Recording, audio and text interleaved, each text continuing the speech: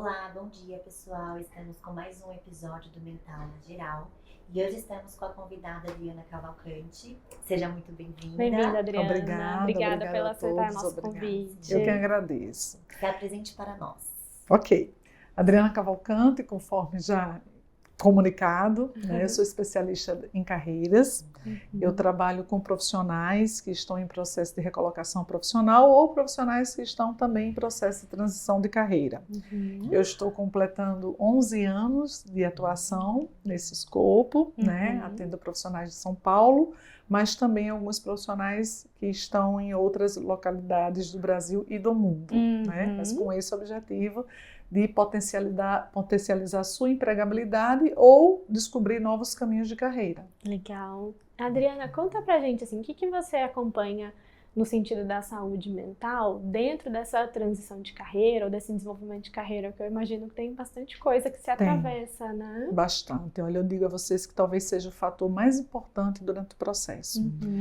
E percebido, não somente por mim, enquanto mentora, né, orientadora, mas principalmente pelos recrutadores ou por qualquer público que eles interajam durante essa movimentação.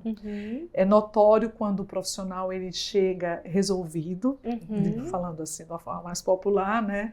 Mas quando ele chega tranquilo, quando ele chega estabilizado, quando ele chega consistente, quando ele chega, claro, leve, né? E o processo flui com muito mais segurança, com muito mais assertividade, com muito mais retorno dos investimentos. Eu falo investimento como um todo, ação, planejamento, financeiro, do que quando um profissional chega com uma carga emocional muito densa, muito pesada, que compromete os aspectos mais básicos, tipo comunicação, apresentação, né? Organização, né? Planejamento não existe. É percebido assim de imediato que ele não se articula no todo, né? Ele não tem esse planejamento organizado, ele não tem uma percepção de médio prazo, de longo prazo, ele chega imbuído. Já teve casos, para dar um exemplo assim mais prático, de eu pedir para a profissional dar uma pausa, não dar continuidade ao programa comigo. Eu trabalho numa formatação, numa metodologia de programa, então tenho fases predefinidas, né, em busca do objetivo, seja recolocação ou seja uma mudança de carreira. E já tive situações 2 ou 3 vezes. Eu vou te falar um caso de uma jovem senhora que ela veio com 17 anos de experiência na área administrativa de um grande hospital de tratamento de câncer, referência nacional.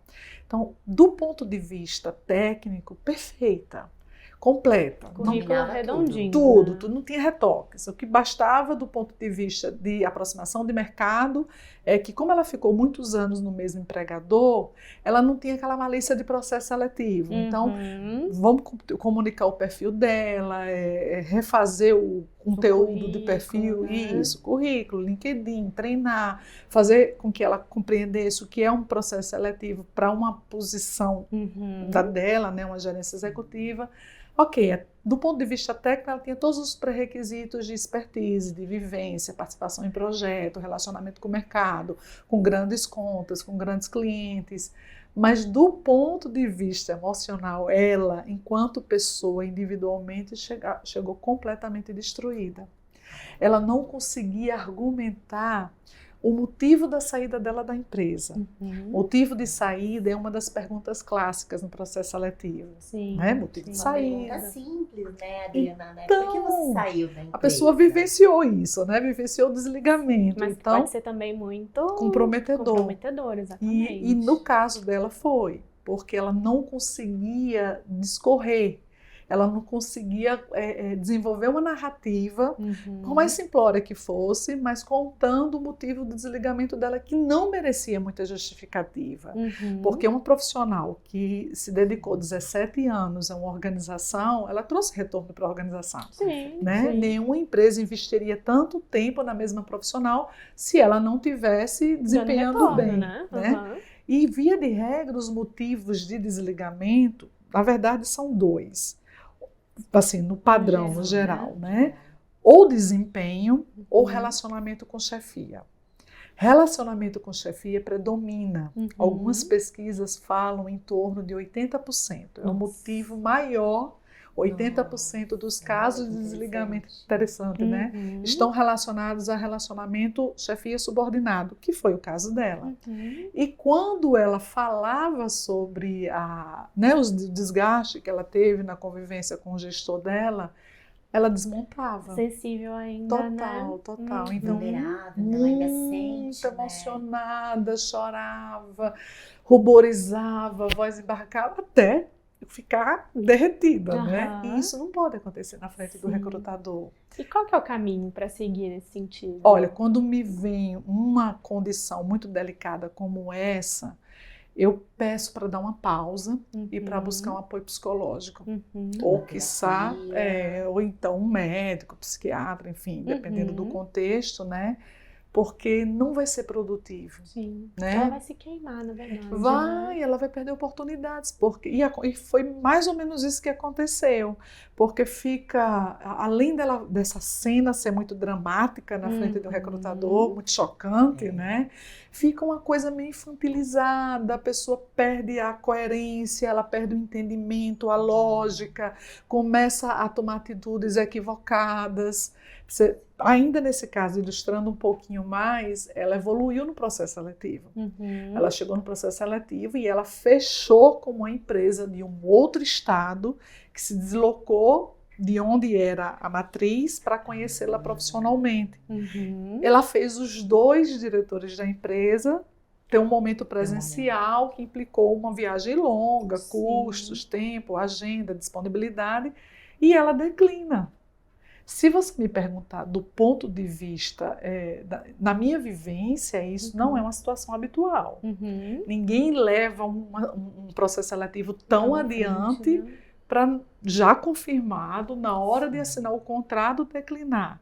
E o que é que a gente interpreta, vendo o todo, né? Falando da situação dela especificamente, que não está legal, não está funcionando bem, né? Só para um pouco, vai chegar uma hora que você não vai mais ter acesso ao mercado, as consultorias, as gerências de RH vão e as informações circulam, né? Vão ter acesso a essa situação, então assim, se restaura, procura um apoio, procura uma ajuda, né? Se fortalece. Quando você conseguir superar, você conseguir dar de cara com essa situação, enfrentar essa vivência, mas você falar não precisa falar feliz, né? Mas fala segura, fala sem esse drama, sem essa emoção carregada toda, aí você parte a gente retoma o processo. Foi feito assim. O que a gente percebe às vezes é que as pessoas não sabem identificar qual que é a necessidade delas, né? O que eu estou precisando nesse momento. Não sabe. E é difícil, e é uma perguntinha às vezes básica, né? O que você está precisando? Qual que é a sua necessidade? E a gente percebe que a pessoa não consegue devolver uma resposta, porque ela não sabe qual que é a necessidade dela. Não sabe. Na realidade, ela não sabe onde dói até. Onde dói, né? O que eu estou sentindo. Exatamente. E veja bem como é delicada a situação, porque quando ela vem a um consultor de carreira, eu vou até sair de cena agora, tá? Mas muitas vezes esse profissional ele não é especializado, né? E por ele não ser especializado, ele talvez não saiba fazer essa leitura. Olha o risco do todo da situação, né? Quando você pega um profissional que vem com uma formação em psicologia, uma formação afim, ou é um profissional mais sênior, que tem mais vivência, mais bagagem, ele tem essa percepção e dá esse direcionamento. Mas é sorte, tá? É sorte do profissional que vem com todo esse comprometimento, se deparar com alguém que consiga dar esse apoio e consiga salvar ele dessa situação. Via de regra, eles não têm a menor percepção. Não tenho. Vai tocando barco. Eu atendi vários. Eu não atendi somente em processo de busca de emprego. Eu atendi um profissional, por exemplo, um outro case, que os cases sempre ilustram melhor, né? Sim. Que passou por mim, um profissional sênior, 53 anos, gerente executivo, um salário em torno de R$30 mil, em cima, trabalhando com grandes corporações, em área de tecnologia, mas ele tinha um problema muito sério de liderança. Ele tinha uma dificuldade e ele não percebia. Quando é que isso era apontado? no momento da avaliação de desempenho. Que aí se percebia que a área dele tinha um turnover maior, e chegavam as mensagens via ouvidoria, chegava alguma denúncia. Ele não conseguia interagir com o time dele, que não era um time muito grande, mas eram acho que 10, 12 pessoas. TI, que tem um perfil muito jovem, né? Muito mesclado, para dizer a verdade. Eu acho que 50% jovem, 50%, mas enfim, o que é um desafio, porque você está lidando com, né, comportamentos distintos, mas ele não tinha, a gente via que isso, ele não tinha essa habilidade, e a gente via que isso era uma repetição. Que nos empregos anteriores dele, ele trazia essa problemática, ele não fazia essa leitura, ele não tinha esse entendimento, ele recebia o feedback do gestor no momento da avaliação, que implica em quê? Ascensão, ele só seria promovido se ele tivesse uma boa avaliação. Retorno financeiro, porque muitas vezes a PL dele, que é a participação dos lucros, estava associada ao resultado da pesquisa, da avaliação. Então ele tinha uma série de prejuízos e ainda assim ele era resistente em aceitar a situação. Achava que era um mal entendido, que houve uma coincidência, sempre tinha uma forma. Nesse caso, acho que foi mais desafiador do que o caso da pessoa que eu falei, da primeira, que não sustentava. Interessante que ele já tinha um padrão Exato. de comportamento, né, de outros empregos, mas que talvez ele não consiga enxergar a mudança, né? Qual que é a minha ação para eu mudar? Porque a tendência é ele repetir esse padrão. Ele precisa ser direcionado. Ou ele é direcionado pelo gestor, que muitas vezes não tem tolerância para conduzir o processo. Não tem essa visão, mas... Às vezes tem, percebe, mas não tem disponibilidade.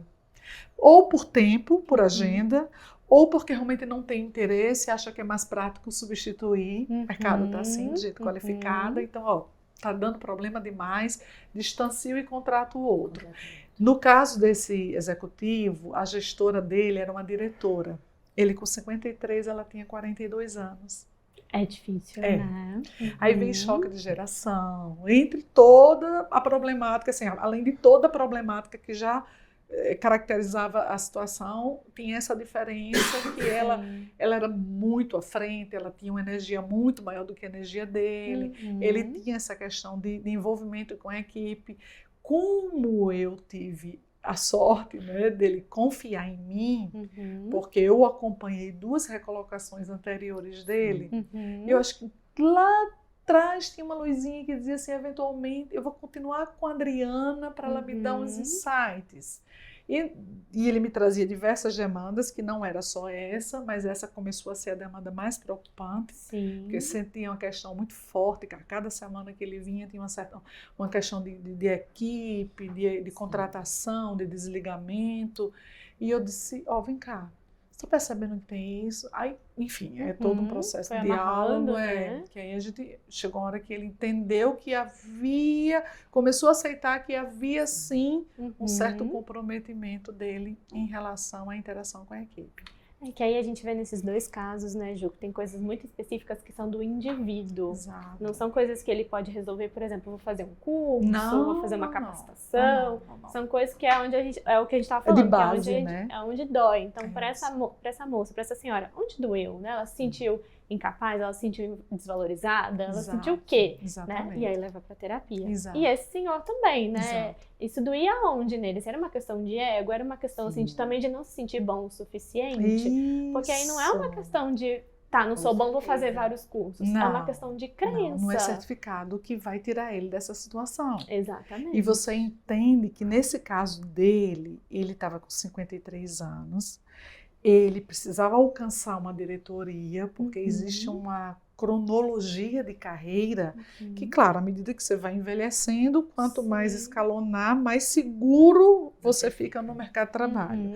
Isso passa também uma percepção, né? Se pegar o currículo da pessoa e falar, sei lá, 30 anos de carreira e não chegou a um cargo X ainda, por quê, né? Exato. Nossa, o recrutador, ele faz essa leitura de imediato. 2 minutinhos que ele segura no currículo, ou que ele acessa a tela do LinkedIn, e ele viu que aquele profissional não evoluiu, ou evoluiu e chegou aqui, estagnou, ele já sabe que tem uma questão. Como também o profissional que é muito instável. Sim, que muda muito. Que muda muito. É um risco para as organizações. Porque entra investimento de capacitação, tem todo aquele período que a gente sabe que é necessário o profissional se ambientar com a organização e com a equipe. Então já se parte com esse atraso, né? Sim. Já sabe que ele vai desempenhar daqui a um ano, que é quando ele vai conseguir dar consistência ao trabalho dele. E pega aquele profissional que tem 1 ano e meio, 2 anos, 3 anos no máximo, 1 ano e meio, 1 ano, é o profissional que a organização olha para ele e diz, não vale a pena investir. E provavelmente tem alguma questão emocional também que compromete. Sim. Comportamental, atitudinal, mas ele tem alguma coisa que enviesa ele aí, que não dá o tom certo para a carreira dele. Sim.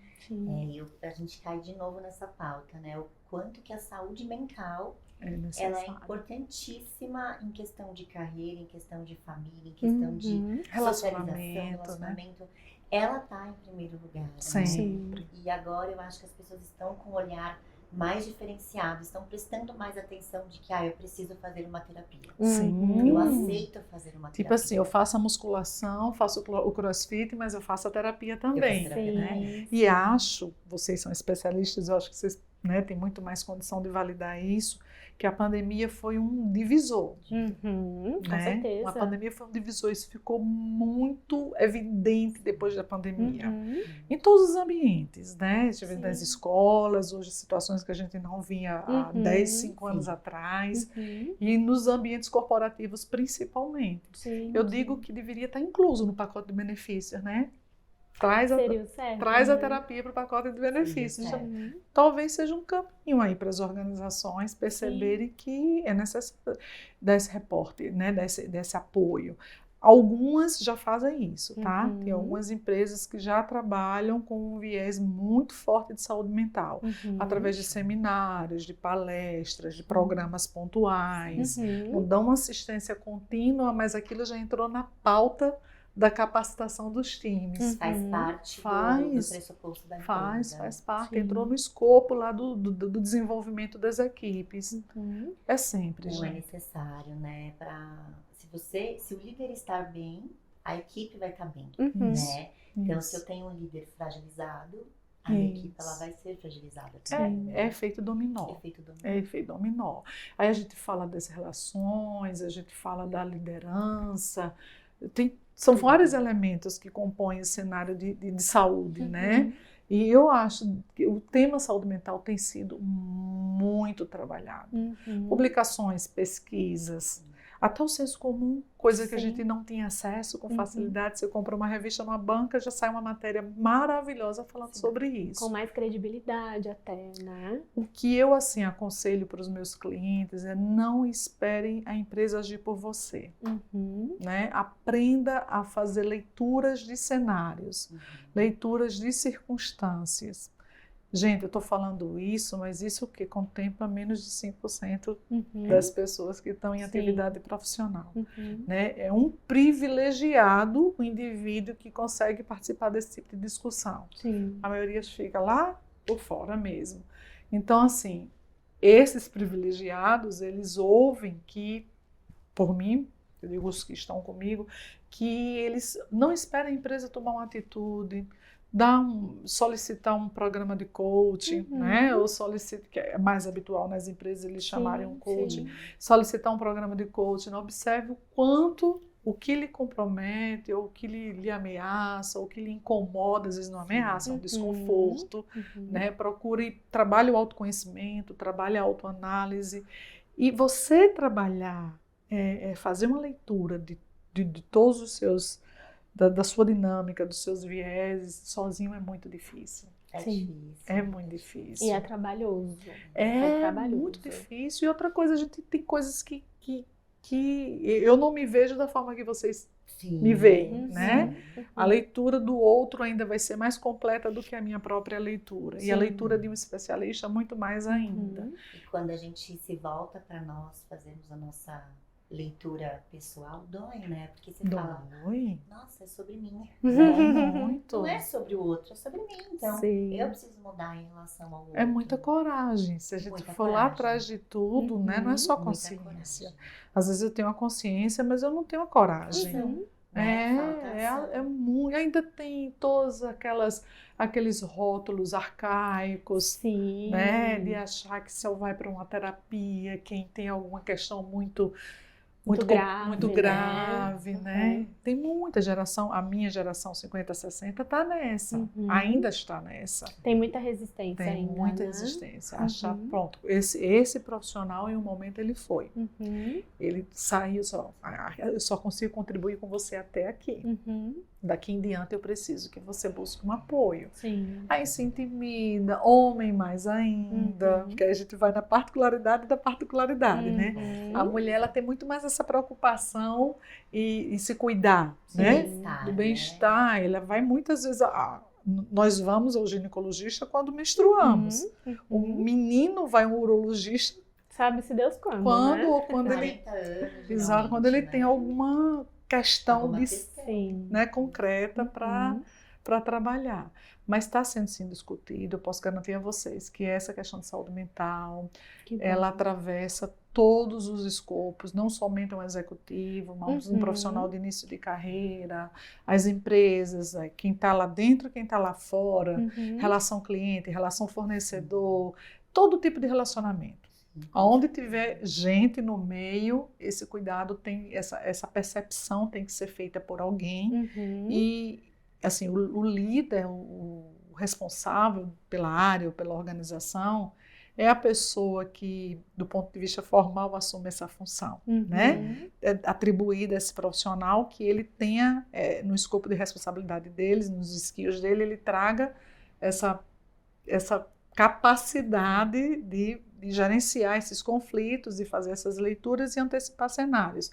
Mas não impede que a equipe toda abrace essa causa, né, e contribua cada um da sua forma. Sim.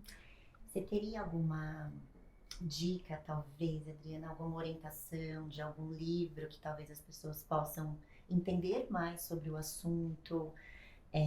Não sei se de repente a leitura de algum artigo científico, porque é algo que a gente percebe que as pessoas estão começando a falar mais, né, em relação a essa parte de carreira, né, de direcionamento. Nossa, tem muitos. Eu estou lembrando das capas e não lembro dos nomes, tá? Eu fiz um curso agora no primeiro semestre, um curso de transição de carreira, que eu tive acesso a muita coisa bacana. Eu não consigo lhe dizer agora de pronto, olha que coisa, né? Mas é assim que a nossa cabeça funciona. Que coisa, mas tem muita. Se você vai a uma livraria comum hoje e você busca as sessões, né, das livrarias, você vai ter muita oferta. Claro que é muito melhor você ir fazer uma compra quando você é guiado, né, por alguém que já tenha lido aquele material. Mas, assim, no máximo eu posso me comprometer para depois dar algumas referências. Mas tem muitos programas bons. Muitos. Tem muitas ferramentas de autoconhecimento que vão dar um spoilerzinho. Eles não vão se aprofundar. Assim, né? Eles não vão se aprofundar, mas eles vão dar um spoiler. Tem muitos programas de voluntariado que estão trazendo esses temas. Muitos. Então, inclusive para esse público que está em movimentação, que está em transição. Tem muito. Vocês já ouviram falar num grupo chamado Mulheres do Brasil, que é capitaneado por Maria Luísa Trajano? Não conheço. É um grupo bem consistente, bem atuante, fez aniversário agora, acho que 10 anos, se eu não me engano, ou mais talvez. Eles estavam comemorando o aniversário há pouco tempo. E eles têm várias frentes: universidade, carreira, empreendedorismo, e todas essas frentes, essa temática da autogestão, né, de carreira, do autocuidado, do autoconhecimento, da autorresponsabilidade. Quando você assume esse compromisso com você mesma, você observa algumas oportunidades de melhoria, né? Eu tenho assistido muitas lives, muitos vídeos desse grupo, tenho me apoiado bastante dele. E sim, claro, o Impulsionadores de Carreira, esse livro que vai ser lançado agora em 28 de novembro, ele traz muitos capítulos com algumas orientações funcionais, pontuais, né, nesse aspecto de tudo isso, desses autos todos que eu falei agora. Acho que vale a pena. Acho que se o profissional tiver essa curiosidade de dizer assim, deixa eu dar uma olhadinha aqui, sabe? Começa, né, a entender. Vai atrás de quem, eu diria assim, vai atrás de uma bibliografia, ok. Mas vai atrás de quem já passou pelo processo. Legal. Né? Conversa com alguém que já sentiu um desconforto, já sentiu, ou já se sentiu até prejudicado, e veja qual foi o caminho que aquela pessoa fez. Peça a referência, ouça a história daquelas pessoas, veja quais foram as saídas que elas encontraram. Quando a gente tem um suporte que dá esse espelho, que dá esse exemplo, fica mais fácil. Começar do nada, fazendo pesquisa de internet, ou fazendo pesquisa de bibliografia, eu acho que você vai até a página 2. Você fica preso no conceitual.